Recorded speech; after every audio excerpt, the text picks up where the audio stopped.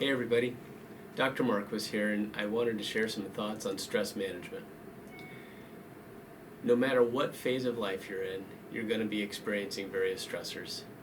Certainly right now we've got a whole category of them that we're each juggling, and through our mismanagement of that stress it leads to dis-ease. Sometimes that impacts us in terms of our inability to sleep well. Sometimes it impacts our digestion. Sometimes it impacts our relationships because of those other things. So I was thinking about just some simple tools that people should be aware of that they can embrace and utilize when they're going through a stressful period of life, because you can't avoid that. That's life. It's just part of the course. Some of the things that I really enjoy having around, and I encourage everybody to think about what they can do for their own home pharmacy, because each of us is unique in that sense, and we don't necessarily all have the same metabolic needs. There certainly are some bell curve commonalities, and I try to address those as I'm speaking.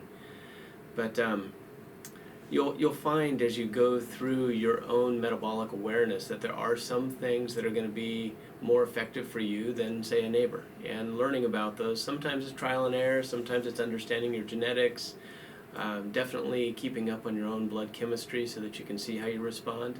But there's this subjective sense of, how do I feel? So the thought right now on stress is sometimes when we get stressed out, our ability to focus really gets impaired. And sometimes that actually leads to fearful behavior, for fearful thinking. Certainly if we embrace the media at any time, regardless of what's going on, you tend to become more fearful thinking. When we're in a fear-minded state, we generally make poor decisions. That's just a given. And so helping our body and our mind to withstand all the noise and all the conflicting ideas and perceptions so that you individually can start to discern what's right for you and your family, you need some metabolic support for that, because we burn through our metabolites at a faster rate when we're stressed out, just like your car would burn through gasoline at a faster rate when there's a load on your car, or you've got more passengers in it, or you're towing something and you're going uphill. I think that's a really decent analogy for life stress, because the stress isn't necessarily consistent, just like the incline of a hill isn't necessarily consistent. But if you think about, am I ready for the hill I'm about to climb today? I think you probably make some better choices metabolically that morning. So we know we need to fuel our brain, and when I think about making our brain function well, I think about three things generally.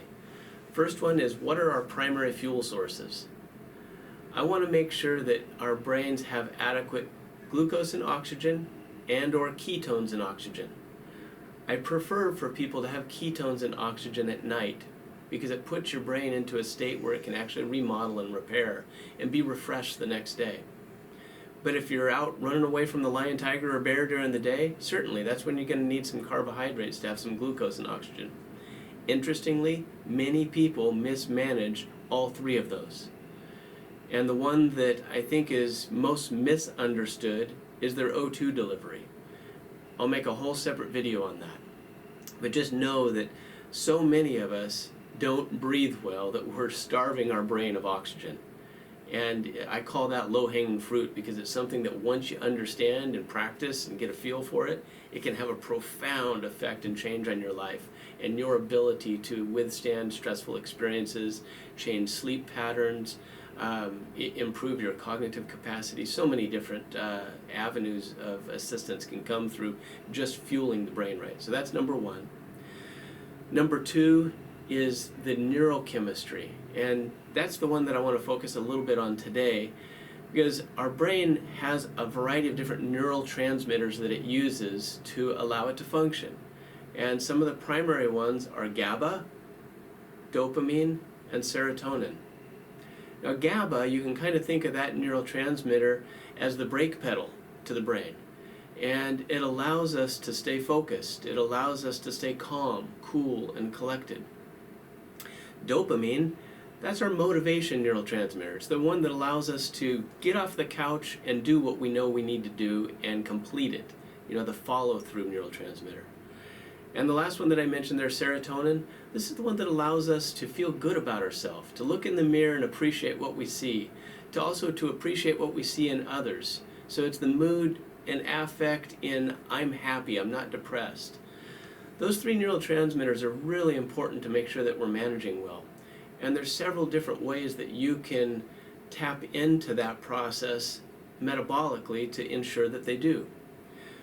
The last component, I'm not going to talk about it today, but I just want to give you all three, is the electrical activity of the brain. And that one really comes down to learned patterns and some of the electrical potential that our brain actually puts out within its 5 primary frequencies. And I will give another video on that one as well.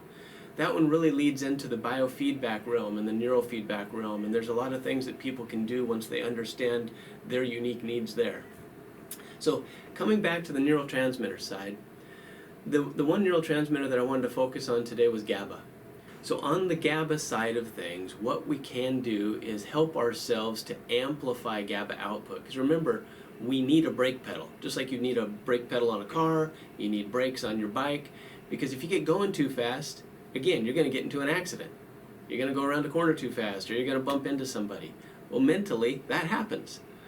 So how can I accentuate GABA in my brain? Well, magnesium threonate is a wonderful tool that increases blood flow to the brain, and the theanine actually helps to promote GABA output.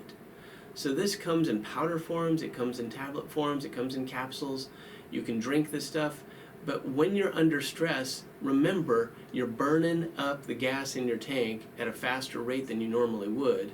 So it's something that you might consider having on hand in your own personal pharmacy, so that on those stressful days you can reach for that and say, you know what, I'm going to need a little more gas in my tank. I'm going to need to have better blood flow to my brain so I have better capacity for making appropriate decisions and more reserve of that GABA. One other thing that helps the body to keep GABA in play is adaptogens. And there's a whole family of botanicals that can help accomplish this. 2 of my favorites are rhodiola and holy basil. And those are readily available as well, and they come in different blends. I have a couple of personal favorites that I use. And these are things that you can have on hand just for those stressful days. It's not something that you necessarily would take on a daily basis, but to have that available on those stressful days, sometimes I'll have a patient take 1 every hour on a super stressful day, and then they might not need any more for a month. But to know that you have the capacity to have a spare gas tank on your car is huge. Just knowing that, in many cases, is enough for an individual to make it through their day successfully. So, magnesium is a natural vasodilator. It actually opens up our blood vessels. It relaxes our muscles. It helps our bowels move more efficiently. And when it's combined with this theanine, the threonate, it actually goes straight through the blood-brain barrier, thereby opening up the cerebrovasculature of the brain and increasing GABA production in the brain, because that's one of the things that theanine will turn into. And so it's a wonderful tool, easy to take, easy to dose. And as to the botanicals like the rhodiola and holy basil, that too, readily available, doesn't cost a lot, and it's something that people should be aware of to have on hand so that they can empower themselves to have a solid brake pedal to get through their stressful day.